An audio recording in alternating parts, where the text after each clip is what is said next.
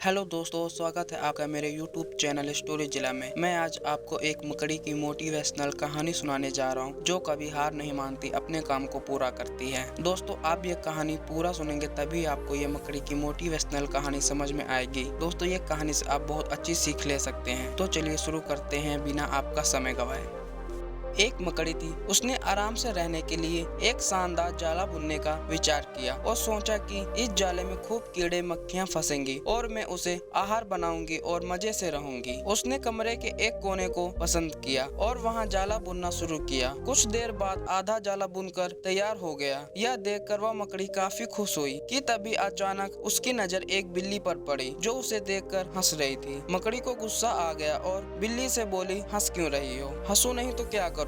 बिल्ली ने जवाब दिया, यहाँ मक्खियाँ नहीं है, यह जगह तो बिल्कुल साफ सुथरी है, यहाँ कौन आएगा तेरे जाले में? ये बात मकड़ी के गले उतर गई और उसने अच्छी सलाह के लिए बिल्ली को धन्यवाद दिया और जाला अधूरा छोड़कर दूसरी जगह तलाश करने लगी। उसने इधर उधर देखा, उसे एक खिड़की नजर आई और फिर उसने उसमें जाला बुनना शुरू किया। कुछ देर तक वह जाला बुनती रही, तभी एक चिड़िया आई और मकड़ी का मजाक उड़ाते हुए बोली, अरे मकड़ी, तू भी कितनी बेवकूफ है। क्यों? मकड़ी ने पूछा। चिड़िया उसे समझाने लगी, अरे यहाँ तो खिड़की से तेज हवा आती है, यहाँ तो तू अपने जाले के साथ ही उड़ जाएगी। मकड़ी को चिड़िया की बात ठीक लगी और वह वहाँ भी जाला अधूरा बना छोड़कर सोचने लगी, अब कहाँ जाला बनाया जाए। समय काफी बीत चुका था और अब उसे भूख भी लगने लगी थी। अब उसे एक अलमारी का खुला दरवाजा दिखा और उसने उसी में अपना जाला बुनना शुरू किया। कुछ जाला बुना ही था कि तभी उसे एक कॉकरोच नजर आया, जो जाले को आश्चर्यजनक भरे नजरों से देख रहा था। मकड़ी ने पूछा, इस तरह क्यों देख रहे हो? कॉकरोच बोला, अरे यहाँ कहाँ जाला बुनने चली आई, ये तो बेकार अलमारी है, अभी ये यहाँ पड़ी है, कुछ दिनों बाद इसे बेच दिया जाएगा और तुम्हारी सारी मेहनत बेकार चली जाएगी। यह सुनकर मकड़ी ने वहाँ से हट जाना ही बेहतर समझी।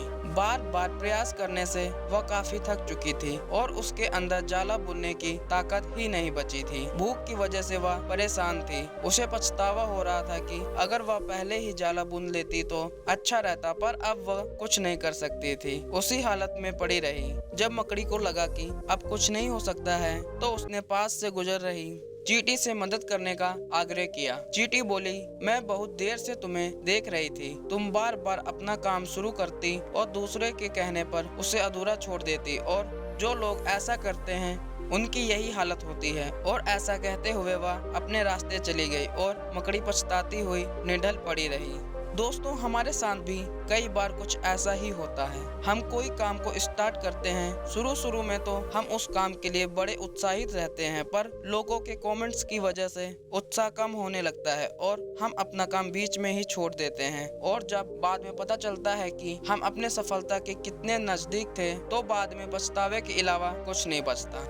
ऐसी और अच्छी कहानियाँ सुनने के लिए हमारे चैनल को अभी सब्सक्राइब करें एंड बेल आइकन को प्रेस करें, ताकि टाइम से आपको न्यू वीडियो की नोटिफिकेशन मिल जाए। कहानी अच्छी लगी हो तो हमारे वीडियो को लाइक एंड शेयर करें और कमेंट करके हमें जरूर बताइए कि आपको कहानी कैसी लगी और आपने कहानी से क्या सीखा। दिल से शुक्रिया दोस्तों, आप सभी का कीमती समय देने के लिए।